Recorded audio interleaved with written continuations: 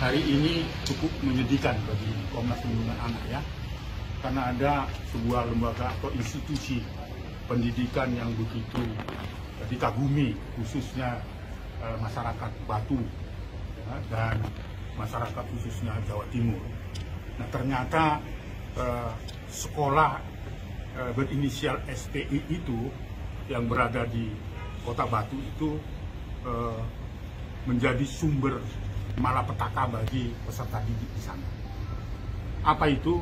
Ternyata di sana tersimpan kasus-kasus kejahatan seksual yang dilakukan oleh pemilik dari SPI itu, melakukan kejahatan seksual berulang-ulang kepada puluhan anak-anak yang pada masa anak-anak itu bersekolah di sana antara kelas 1, kelas 2, kelas 3 dan sampai pada anak itu lulus dari sekolah itu masih mengalami kejahatan seksual yang dilakukan oleh pemilik sekolah itu.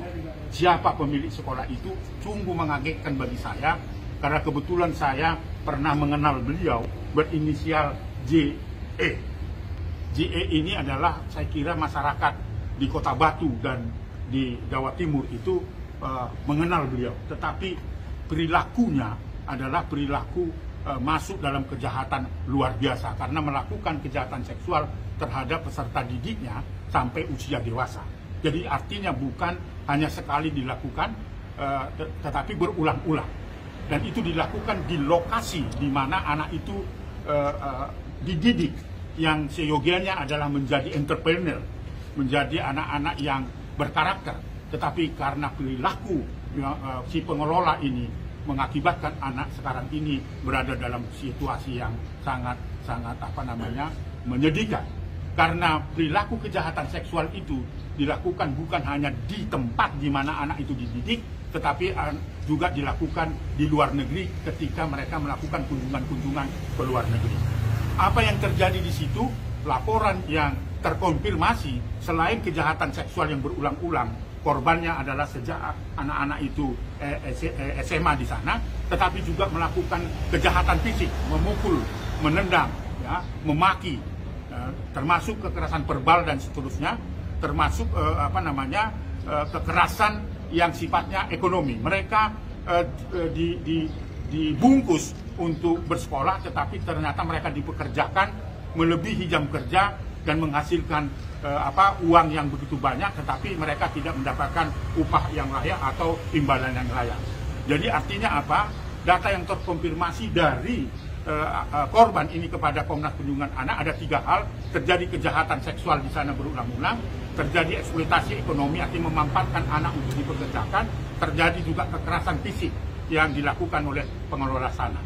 Oleh karena itu hari ini bagi saya adalah menyedihkan, karena ini adalah sekolah yang sangat dibangga-banggakan oleh pemerintah Kota Batu dan Jawa Timur, tetapi ternyata menyimpan kejahatan-kejahatan yang luar biasa yang dapat mencederai dan menghambat anak-anak menjadi bertumbuh dan berkembang dengan baik.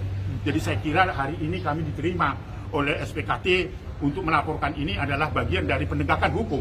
Tentu semua orang yang merasa dirugikan, termasuk anak-anak ini, Komnas Perlindungan Anak bersama dengan korban melaporkan ini supaya ini menjadi pelajaran bagi semua orang, tetapi paling tidak ada penegakan hukum agar ini persoalan ini bisa terang benderang dan sebagainya. Haris, ini dilakukan sejak kapan dan kemudian?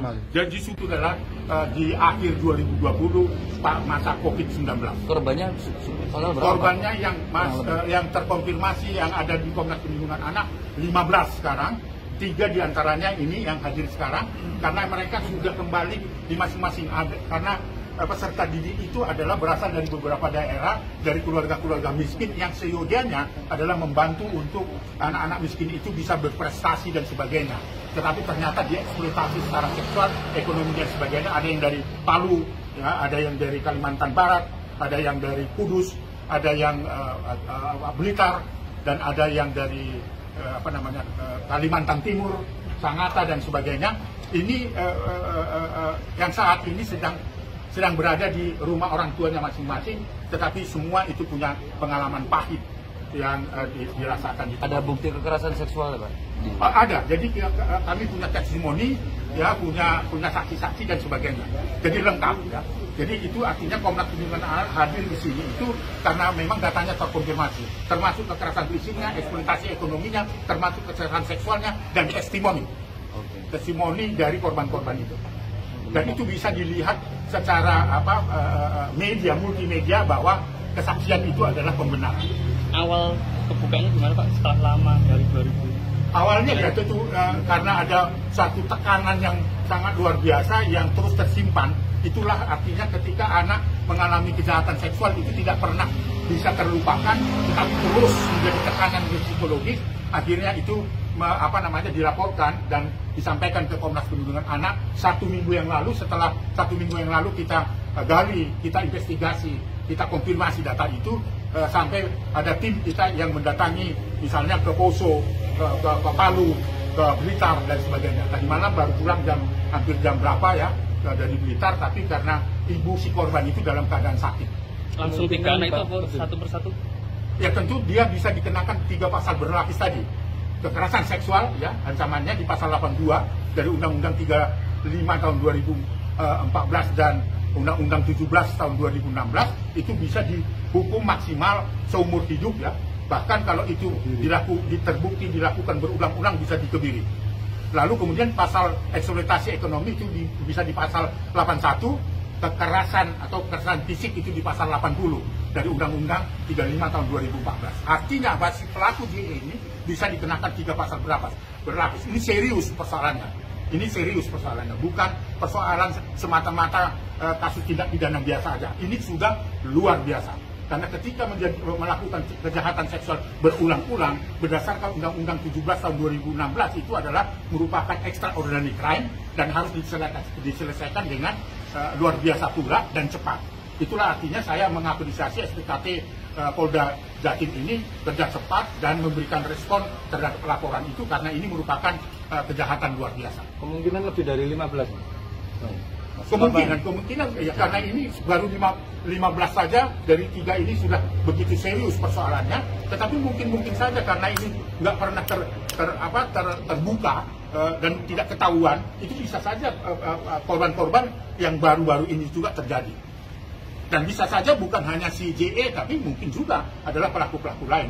Tadi itu kita serahkan kepada Polda Jatim, khususnya di nanti dalam proses pemeriksaan. Tiga orang ini dari mana saja, Pak? Dari Kudus, dari Kalimantan, Poso, terus satu lagi dari Kalimantan Timur. Jadi mereka ini peserta didik itu dari seluruh provinsi dan dari 6 agama, ya. Itu saya kira teman-teman, ya. Jadi sekali lagi ini adalah kejahatan luar biasa yang harus dipertanggungjawabkan JE, ya. Tentu kita serahkan proses hukumnya di pihak kepolisian nanti apa yang akan terjadi. Proses selanjutnya dari polisi.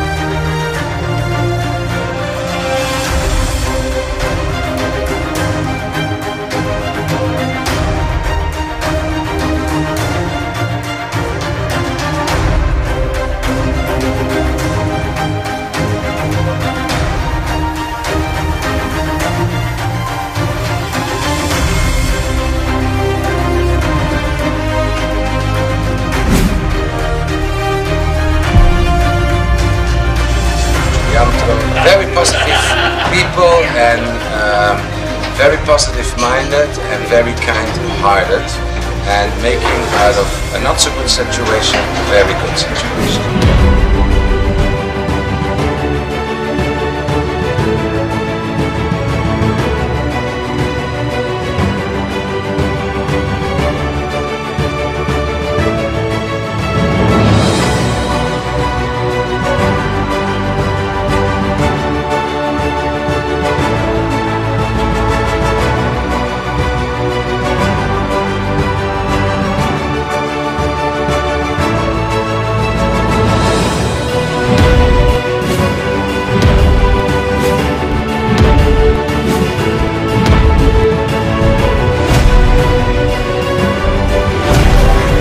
Semua dan kita melakukan ini bukan untuk apa-apa, hanya untuk mengangkat anak dari anakku, hanya tidak lain.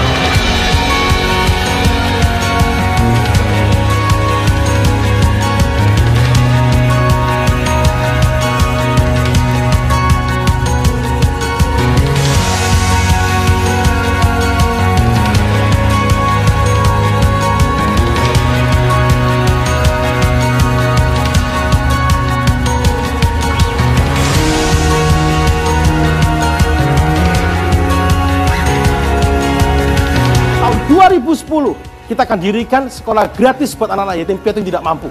Mereka sudah bisa punya tanah sendiri untuk mereka bangun untuk rumah mereka sendiri, sudah punya tanah, sudah bisa beli tanah mereka. Buat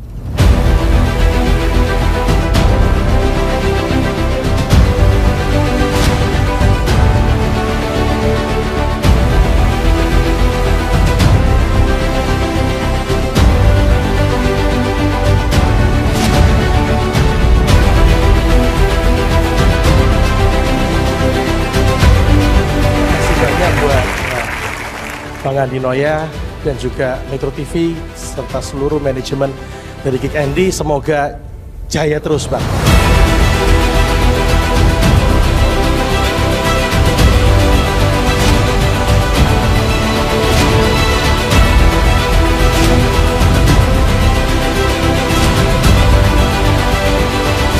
Melalui sekolah ini, Selamat Pagi Indonesia, sekolah ini telah membuktikan bahwa dia bisa mengubah orang yang zero menjadi hero, orang biasa menjadi luar biasa.